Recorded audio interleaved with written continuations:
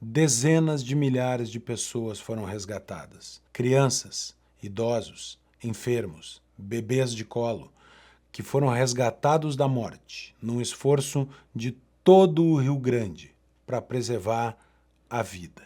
A vida que é o primeiro critério de moralidade em qualquer lugar decente do planeta. Enquanto isso, uma decisão monocrática no Supremo Tribunal Federal autorizou injeções letais no coração de bebês de 8 ou 9 meses de gestação no útero de suas mães.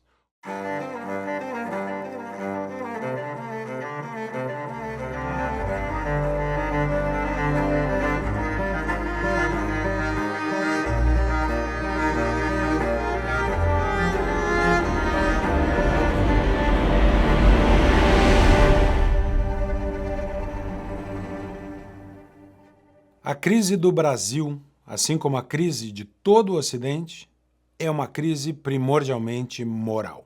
E talvez nós pudéssemos citar inúmeras hipóteses, inúmeros casos que demonstram que a verdadeira crise que assola o Ocidente é uma crise de natureza moral. Mas nós vamos citar apenas 4 casos. 4 casos de vida ou morte. Porque é nas questões de vida ou morte que a moral fala mais alto e que as respostas de uma sociedade expressam os seus verdadeiros valores. Primeiro, a morte do carniceiro de Teherã, uma morte que diz muito. Diz muito principalmente pelas respostas a ela, pela nota de pesar de Lula da Silva com condolências à família do morto. Uma morte que foi lamentada pela ONU, que de pé fez uma homenagem ao carniceiro de Teherã.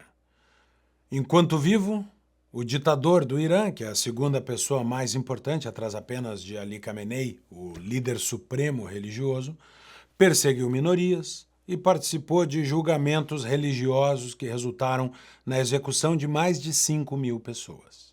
Ainda assim, Lula da Silva prefere o pesar pela morte deste líder que representa exatamente o contrário do que a esquerda brasileira diz pregar aqui. Um Estado laico, porque aqui não querem qualquer sombra de valores cristãos na organização política brasileira. Mas lá aceitam julgamentos religiosos e a perseguição de minorias porque cumpre os preceitos da religião lá deles. A hipocrisia da esquerda, em casos de vida ou morte, se aplica perfeitamente na morte do presidente do Irã.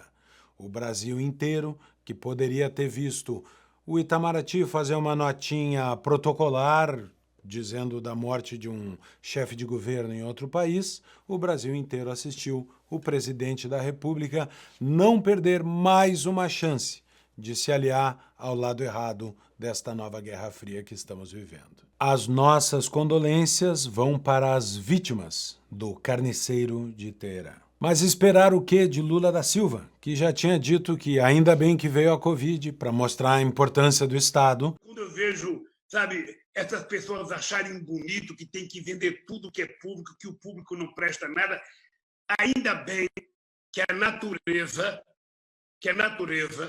contra a vontade da humanidade, criou esse monstro chamado coronavírus, porque esse monstro está permitindo que os cegos enxerguem, que os cegos comecem a enxergar, que apenas o Estado é capaz de dar solução a determinadas crises. E agora saiu-se com nova pérola. Outro dia a Embraer era uma empresa quase quebrada, foi vendada para a Boeing. Ainda bem que acabou que teve um desastre, não quis mais a Infraero. Ela agora voltou a ser coqueluche no mundo da aviação. Ainda bem que teve o acidente da Boeing, que vitimou 346 pessoas. Afinal, isso evitou o interesse da empresa americana aqui na nossa Embraer. Ou seja, são mortes do bem. Mortes boas, porque auxiliam a causa petista. O nacionalismo, o protecionismo petista está salvo graças a um desastre. Essa dualidade moral é parte gigantesca da imensa crise que o Brasil enfrenta, que é moral. terceiro caso de vida ou morte que mostra a crise moral que o Brasil vive é a politização da tragédia no Rio Grande do Sul. Lula da Silva, como nós previmos aqui no Magna Carta, de fato nomeou Paulo Pimenta o ministro interventor no estado do Rio Grande do Sul. Claro, com o nome de um pomposo Ministério de Recuperação do Estado. Há boatos de que Paulo Pimenta já teria sido demitido da SECOM, a Secretaria, o Ministério da Comunicação de Lula da Silva. Mas como nós aqui não fazemos comentário, ao contrário de algumas jornalistas, em cima de boatos, nós vamos esperar. Esperar passar o prazo deste temporário Ministério da Recuperação do Rio Grande do Sul. E vamos ver se Paulo Pimenta volta a ser ministro das Comunicações, ou se dali sairá direto para preparar sua candidatura ao governo do Estado. Se não voltar ao Ministério das Comunicações, é porque Lula percebeu que o Pimenta, no dos outros, é refresco, mas no seu governo não terá mais assento. Este uso político da tragédia no Rio Grande do Sul para habilitar Paulo Pimenta como um novo líder do Rio Grande do Sul, o que nunca foi, é também símbolo da ojeriza do governo do PT pelos valores mínimos de uma moralidade para embasar a organização política do Brasil. O governo do PT ainda terá que provar que está mais preocupado com a recuperação do Rio Grande do Sul, com a assistência às famílias das vítimas, com o restabelecimento da moradia das pessoas que foram afetadas, do que com o tema das fake news ou a comunicação de seu próprio governo. O Rio Grande do Sul está lutando pela vida, enquanto o governo federal parece lutar por sua pauta política. O tempo dirá. O Rio Grande do Sul luta pela vida. Todos nós assistimos o caso do cavalo caramelo. Como o cavalo caramelo, outros tantos cavalos, outros tantos animais foram salvos das enchentes por voluntários e por um esforço da sociedade civil. Mas muito mais do que isso. Dezenas de milhares de pessoas foram resgatadas.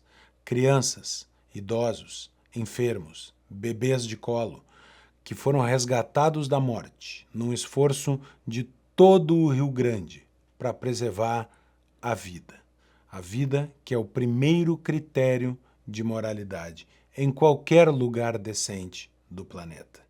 Enquanto isso, uma decisão monocrática no Supremo Tribunal Federal autorizou injeções letais no coração de bebês de 8 ou 9 meses de gestação no útero de suas mães.